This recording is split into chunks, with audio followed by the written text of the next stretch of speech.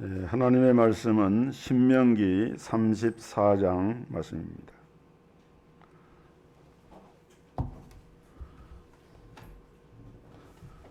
구약성경 318면 신명기서 34장 1절부터 마지막 절까지 제가 봉독합니다. 모세가 모압 평지에서 느보산에 올라 여리고 맞은편 비스가산 꼭대기에 이르매 여호와께서 길앗 온 땅을 단까지 보이시고 또 온 납달리와 에브라임과 므낫세의 땅과 서해까지의 유다 온 땅과 남방과 종로의 성읍 여리고 골짜기 평지를 소알까지 보이시고 여호와께서 그에게 이르시되 이는 내가 아브라함과 이삭과 야곱에게 맹세하여 그 후손에게 주리라 한 땅이라.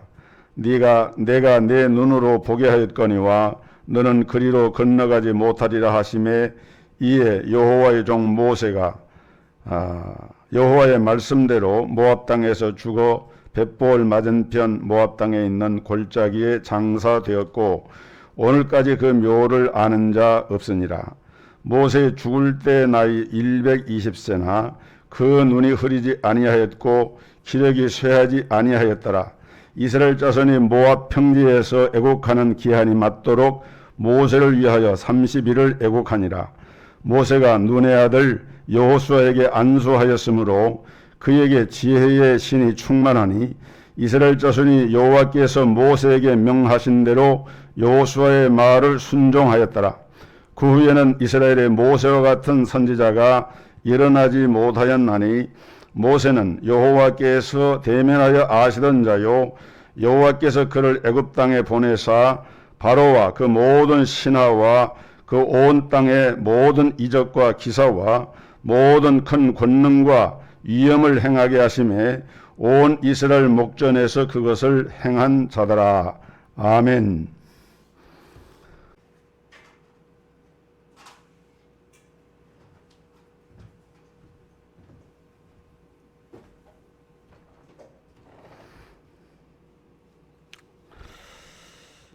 하나님의 사람 모세는 하나님이 높이 들어쓰신 사람인데 이 하나님의 사람 모세가 40년 동안 이스라엘 백성들을 광야 생활에 인도하고 마침내 그 목적지라고 할 수 있는 느보산에 올랐습니다.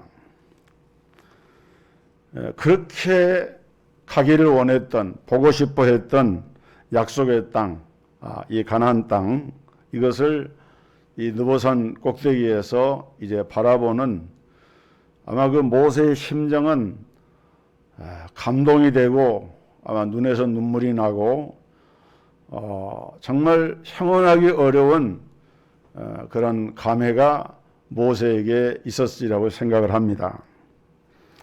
이 느보산은 지중해의 해수면으로부터 792m가 되고 사해 해면에서는 사해가 원래 낮으니까 1180m나 되는 아주 높은 위치에 있는 산입니다. 제가 성지순례할 때 느보산 꼭대기는 아니지만은 그 중턱에 가서 이렇게 모세가 올랐다는 산에 가본 적이 있는데 여기서 바라보면은 요단강 건너 가나안 땅이 대략 보이고 또 날이 좋으면은 서편에 지중해 해안까지 그 해안선까지 보일 정도로 왜냐하면은 팔레스타인 땅은 북쪽에 있는 헐몰산 말고는 그 남쪽으로 내려오면은 산이 높다고 해봐야 한 500m 이 정도 선에서 이런 산맥을 이루고 있지 높은 산이 없어요. 그러니까 이 느보산 꼭대기에서 이렇게 서편을 바라보면은 팔레스타인 땅 전체가 이게 눈에 들어오게 됩니다.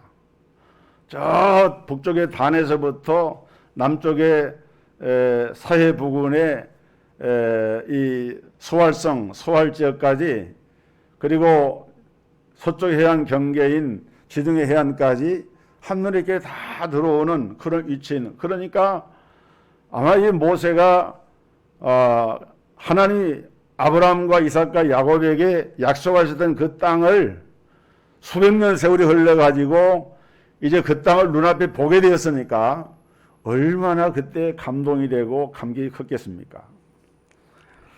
그런데 모세는 거기까지였어요. 거기까지가 모세가 하나님의 백성들을 인도하는 그 일이 거기까지였습니다. 거기에서 하나님이 모세를 하늘나라로 데려가셨어요. 그토록 들어가고 싶었던 그 땅을 눈앞에 두고 하나님이 모세를 데려가신 겁니다. 모세가 병들었느냐? 모세가 노쇠했느냐? 그렇지 않았습니다. 본문 7절 말씀 보면은 모세가 죽을 때 나이 120세였으나 그의 눈이 흐리지 아니하였고 기력이 쇠하지 아니하였더라. 그때까지 모세는 정정했습니다. 그 정도면은 정정한 거예요. 그런데 하나님은 참으로 매정하게도 모세의 인생을 거기서 딱 마감을 시키시고 하늘나라로 데려갔어요. 눈도 흐리지 않고 기력도 쇠하지 않는데 모세를 데려가신 겁니다.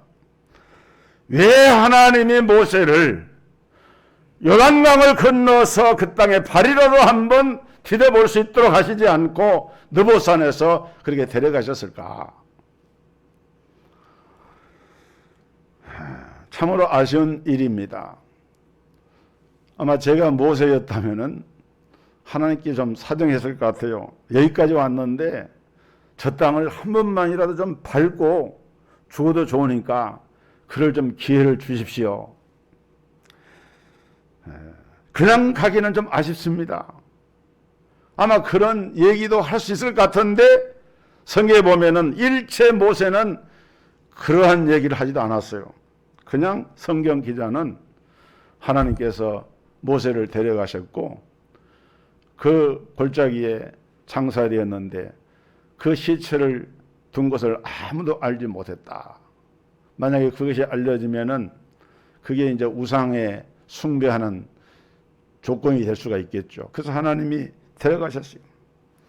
여기에는 우리가 한번 깊이 생각해 보아야 할 하나님의 뜻이 담겨져 있는데 왜 건너가게 안 하시고 그렇게 하나님이 데려가셨는가?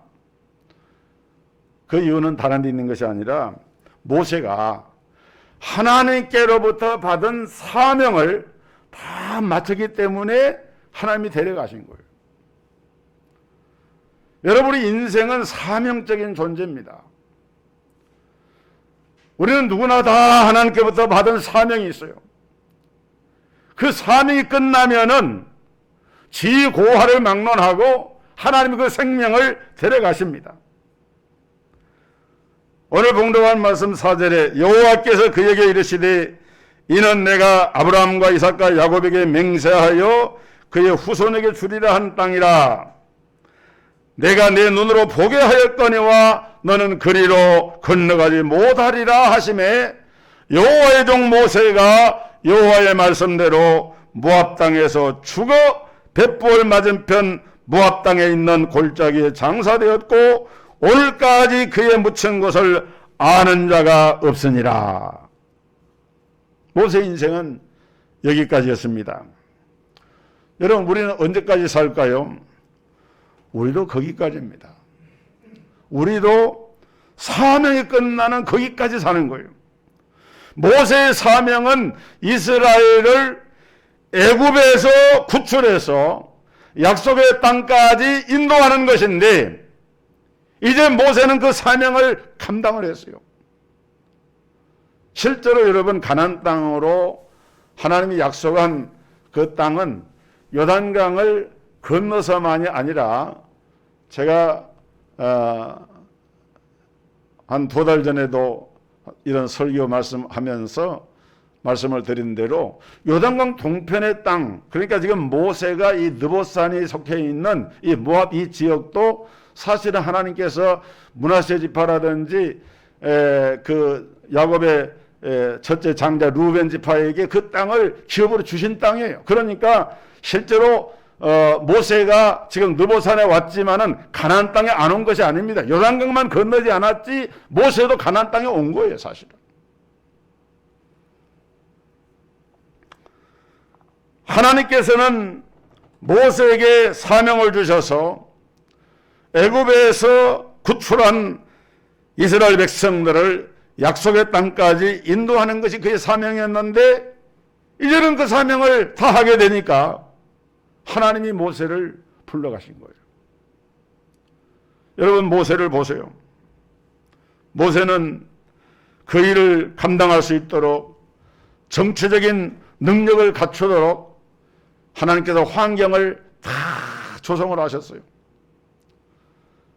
히브리인 가정에서 자란 모세가 애국왕 바로가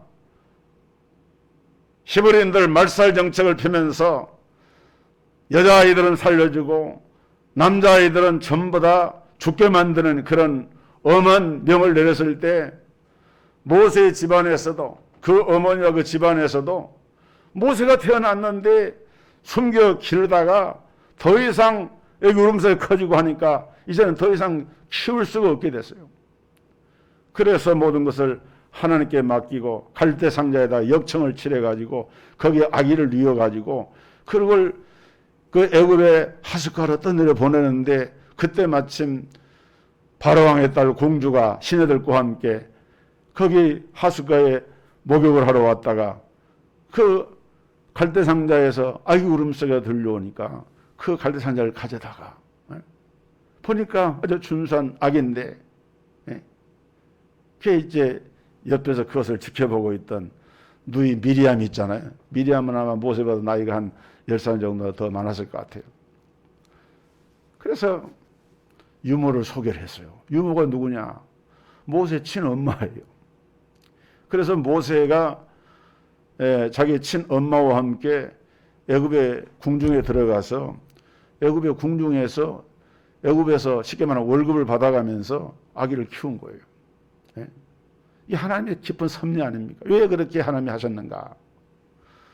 장차 이스라엘 민족을 영도하는 지도자로서의 소양과 정치적인 이런 지도자로서의 능력을 갖추도록 하기 위해서 이미 모세를 애굽의 궁중 문화를 접하게 하고 그 속에서 훈련을 받도록 그렇게 하신 거예요.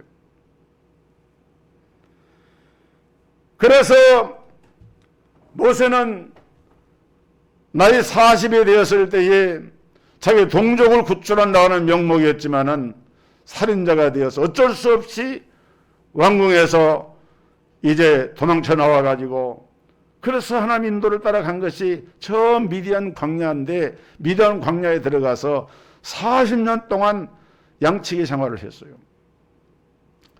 양치기를 할 때 미디안 광야는 아라비아 광야의 축소판입니다. 그래서 그 40년 동안 광야 생활한 그것들이 나중에 이스라엘 백성들을 아라비아 광야로 인도한 40년 동안에 그대로 모세가 경험했던 그것들이 다시금 이스라엘 백성들을 인도하는데 그 질이라든지 정보라든지 그 환경에 적응하는 것이라든지 이런 것들을 이렇게 하게 함으로써 하나님께서 미리 그런 준비를 모세를 훈련하기 위해서 그렇게 하셨던 거예요. 그러나 모세가 사명은 거기까지였습니다. 그 사명이 완수되자 하나님은 모세를 데려가시오. 그냥 무턱대고 데려가신 것이 아니라 9절에 보면은 모세가 눈의 아들 여호수아에게 안수하였으므로 그에게 지혜의 영이 충만하니 이스라엘 자손이 여호와께서 모세에게 명령하신 대로 여호수아의 말을 순종하였더라. 모세가 지휘권을 후계자인 여호수아에게 넘겨줍니다. 그리고 위임식을 거행을 하고 모든 백성들이 지켜보는 가운데 안수해서 성령과 미임이 충만해서 그래서 여호수아라고 하는 걸출한 지도자를 세워서 이 사명을 감당하도록 그런 모든 절차를 조금도 빈틈이 없이 확실하게 진행을 했어요. 여러분, 여호수아는 어떤 사람입니까? 여호수아는 이 모든 일을 충분하게 준비한 사람이었습니다. 그는 지혜의 신이 충만했습니다. 그리고 모세는 아무런 흔적도 남기지 않고 떠났어요. 오늘 본문 6절에 벳볼 맞은편 모압 땅에 있는 골짜기에 장사되었고 오늘까지 그의 묻힌 곳을 아는 자가 없느니라. 여러분, 모세는 가나안 정복의 새로운 시도가 열리도록 모든 것을 준비시켜 놓고 떠난 것입니다. 오늘 우리 성도들도, 오늘 여러분들도 이 세상을 떠날 때에 내가 해야 할 모든 일을 다 준비를 해놓고 떠나셔야 돼요. 예수 안 믿는 자녀들이 있다고 하면은 예수 믿고 구원받도록 하고, 내가 전도해야 할 대상이 있는데 전도하지 못했다고 하면은 그걸 내게 주신 사명이라고 생각을 하고 그 사명을 감당하고 세상을 떠나셔야 돼요. 자식도 구원시켜 놓고 전도의 열매도 맺어놓고 그렇게 세상을 떠나는 중직자가 되어야 합니다. 어떤 곳에 가서 장례식 하다 보면은 부모님은 신앙생활 하는데 자녀들이 신앙생활을 안 해요. 이게 장례할 때에 장례식을 기독교식으로 하느냐 불교식으로 하느냐 그냥 일반 예식으로 하느냐 논란에 대해 다툼이 있어가지고 가서 주례자가 장례식을 진행하기 어려운 그런 상갓집이 있어요. 그렇게 되면 안 되는 거예요. 주변에 보면은 갑자기 아무런 준비 없이 떠나는 분들, 여러분, 모세는 갑자기 죽음을 당한 것이 아니라 그는 자기의 사명이 어디까지인지를 분명히 알고 그 죽음을 잘 준비하고 있다가 주님이 이제 가자 하시니까 미련 없이 뭐 사람이 버틴다고 될 일도 아니죠. 하나님의 절대 주권에 있는데 멋지게 떠난 거예요.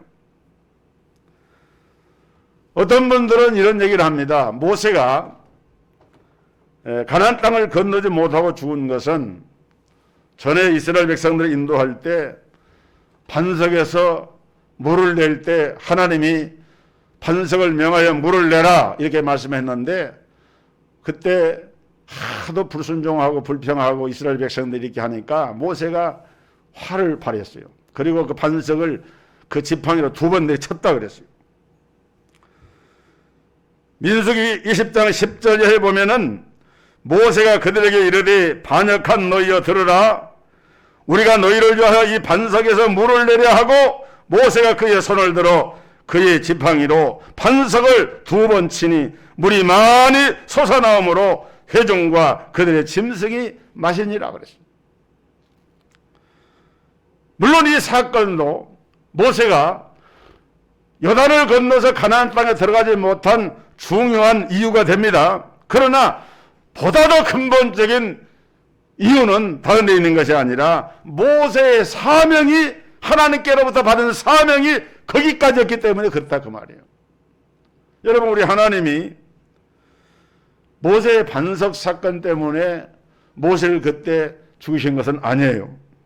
못 들어가는 이유는 될 수 있을지 몰라도 모세를 굳이 거기서 죽어서 데려가실 이유는 되지 않았다 이 말입니다. 그러나 하나님은 여러분 우리가 무슨 살다 보면은 화를 내거나 이렇게 한두 번 할 수 있는 그것 때문에 사람을 죽이고 하는 건 아니거든요. 중요한 것은 더 큰 이유는 모세가 느봇산에서 하나님께로부터 들려 올림을 받게 된 이유는 이제는 그의 사명이 끝이 났기 때문에 그런 거예요. 성도 여러분, 여러분의 사명은 무엇입니까? 사명을 바로 깨달으면은 우리의 삶이 가치가 있어지고 삶이 달라집니다. 예배를 사명이라고 생각하는 사람은 몸이 아파도 예배를 드려요. 여러분, 목사는 주일날 교회를 갈까 말까 고민하지 않습니다. 왜? 하나님의 백성들을, 주의 성도들을 예배를 통해서 말씀을 선포하고 인도하는 것이 사명이라고 알기 때문에 하나님께 예배를 드리는 거예요. 좀 죄송한 얘기지만은 코로나로 우리가 교회에서 공적 예배를 드리지 못하는 때에도 저는 한 번도 주일 예배를 중단해 본 적이 없어요. 계속 예배를 드렸습니다. 예배가 사명이 아닌 사람은 비가 오면은 갈까 말까 고민해요. 기도가 사명이라고 하는 사람은 무슨 일이 있어도 기도를 합니다. 환경 때문에 기도를 중단하지 않아요. 그런데 이 사명이 완수되는 그날에, 그 역할이 끝나는 그날에 이 세상을 우리가 떠나게 되기 때문에, 그러므로 우리는 하나님께서 나에게 주신 사명을 잘 감당할 수 있도록 언제 어느 때 하나님 나를 부르시든지 상관없이 미련 없이 가실 수 있도록, 여러분 우리 성도들에게 주신 하나님의 사명에 최선을 다하면서 사시기를 주의 이름으로 축복합니다. 사명을 다해야 돼요. 두 번째로 우리 하나님은 우리가 가본 만큼 사용하시고 훈련 받은 만큼 들어서 쓰시는 것입니다. 우리가 여행을 하게 되면은 일상생활을 벗어나잖아요. 사실은 여행의 장점은 일상에 하던 생활로부터 벗어나는, 여기에 어떤 카타르시스나 이런 게 있는 것 아니겠습니까?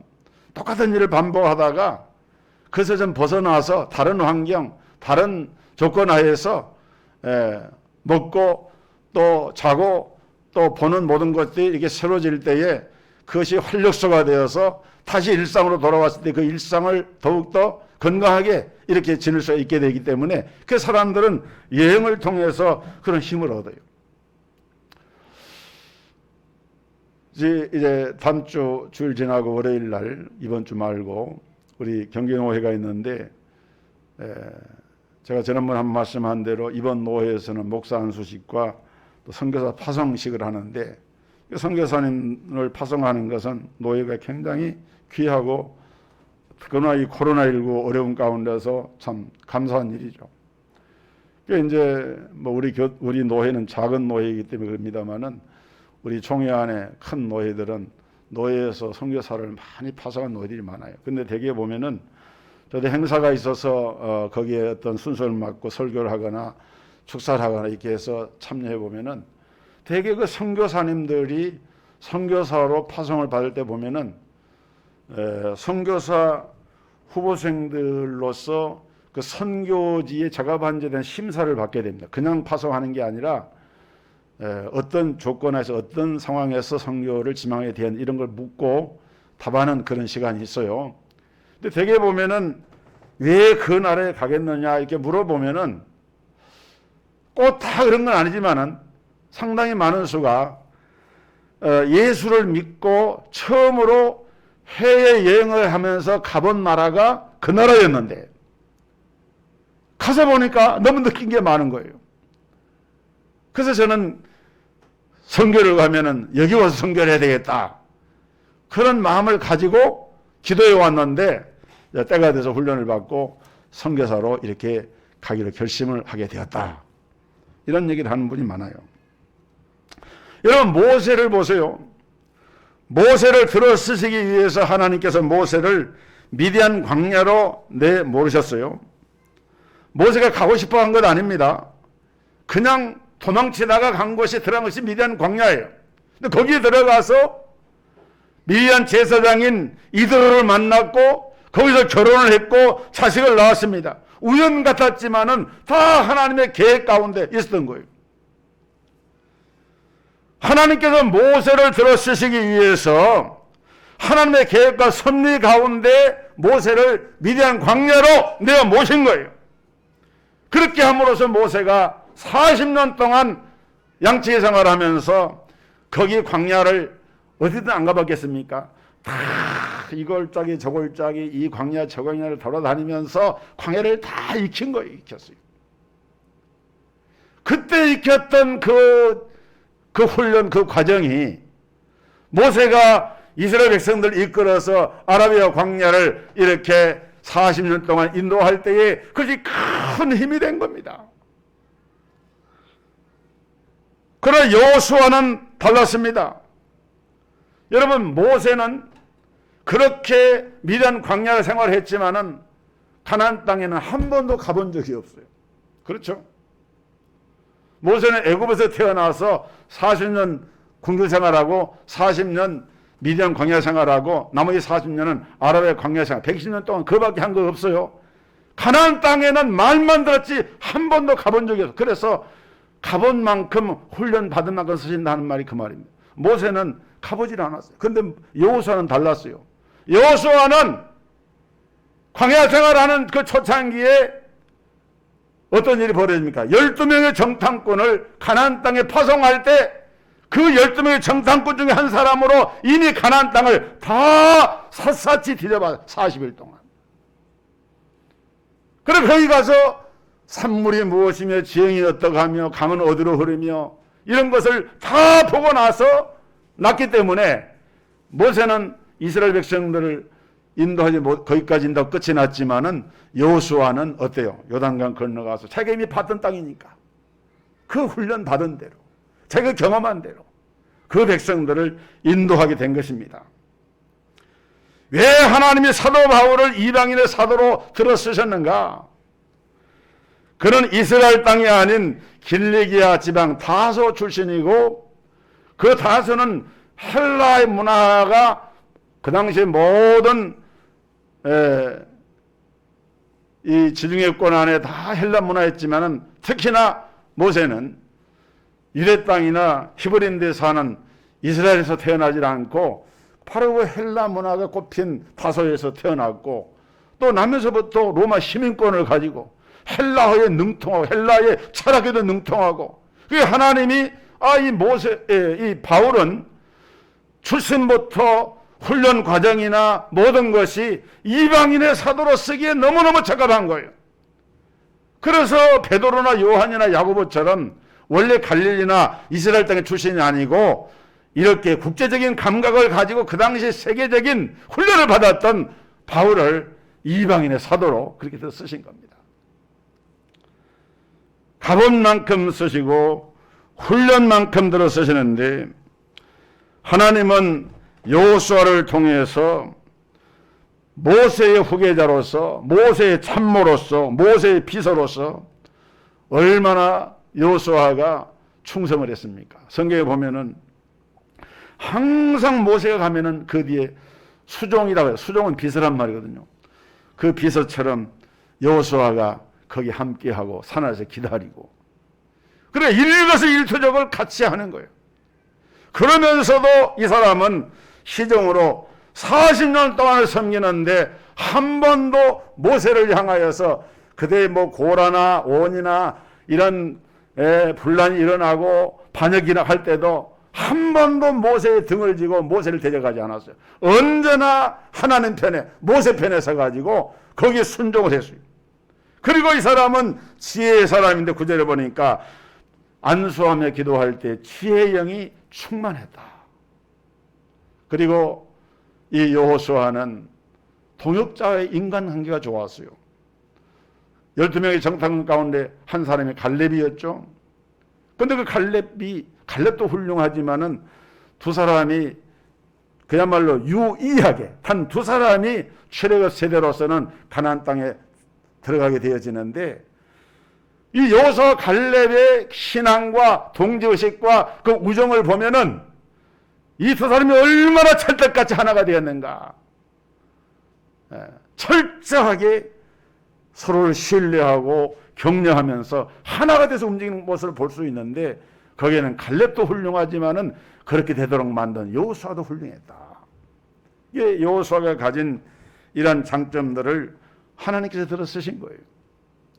여호수아는 지도자로서의 훈련과 소양을 갖췄습니다.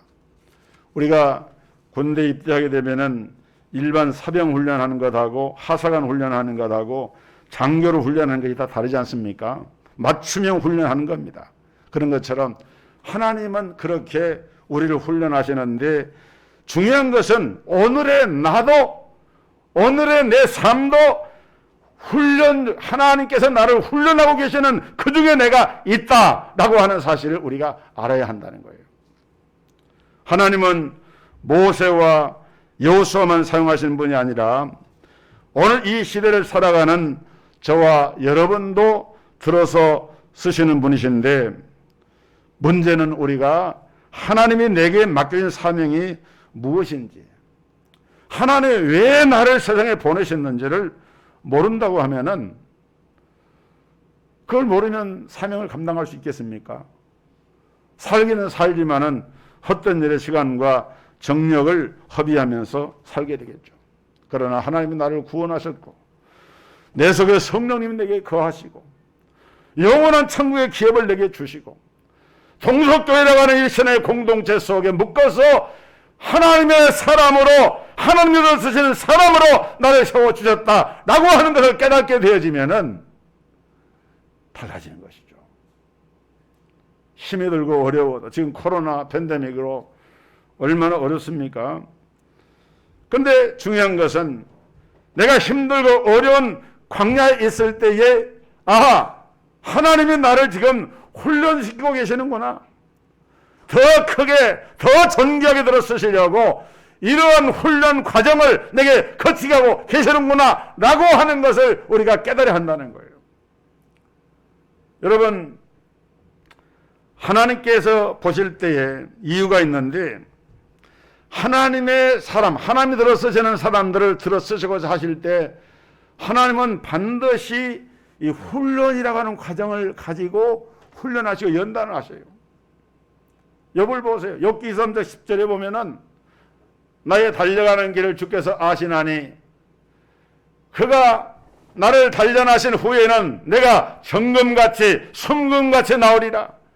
얼마나 큰 환난과 시련 가운데 있었지만은 욥은 하나님을 원망하거나 낙심하거나 자기 신세를 비관하지 않았습니다. 하나님이 나를 훈련하고 계시고 연단하고 계시는구나. 그걸 믿었기 때문에 참고 인내하고 기다리는 가운데 배전의 축복을 받았고 정금 같은 믿음의 사람으로 세워지는 그런 은혜를 입었던 거예요. 어떤 병원의 재활센터에 있는 기도문을 제가 한번 소개하고 말씀을 마치겠습니다. 큰일을 이루기 위해 힘을 주십사 기도했더니 겸손을 배우라고 연약함을 주셨다. 많은 일을 해낼 수 있는 건강을 구했는데 보다 가치 있는 일을 하라고 병을 주셨다. 행복해지고 싶어서 부유함을 구했더니 지혜로워지라고 가난함을 주셨다. 세상 사람들의 칭찬을 받고자 성공을 구했더니 뽐내지 말라고 실패를 주셨다. 삶을 누릴 수 있게 모든 걸 갖게 해달라고 기도했더니 모든 것을 누릴 수 있는 삶 그 자체를 주셨다. 구한 것 하나도 들어주시지 않았지만 내 소원 모두 들어주셨다. 뜻을 따르지 못하는 삶이었지만 내 마음속에 진작 표현 못한 기도는 모두 들어주셨다. 나는 가장 많은 축복을 받은 사람이다. 우리 하나님은 여러분을 크게 쓰기를 원하십니다. 기본만큼 쓰시고 훈련 받은 만큼 쓰십니다. 우리 하나님은 모세를 그렇게 들어 쓰셨고 여호수아를 그렇게 들어 쓰셨습니다. 여러분도 저도 지금 그렇게 쓰임을 받고 있고 그렇게 훈련 중에 있음을 믿고 어려움 속에서도 감사하면서 믿음으로 승리하는 이런 귀한 성도들이 되기를 주의 이름으로 축복합니다.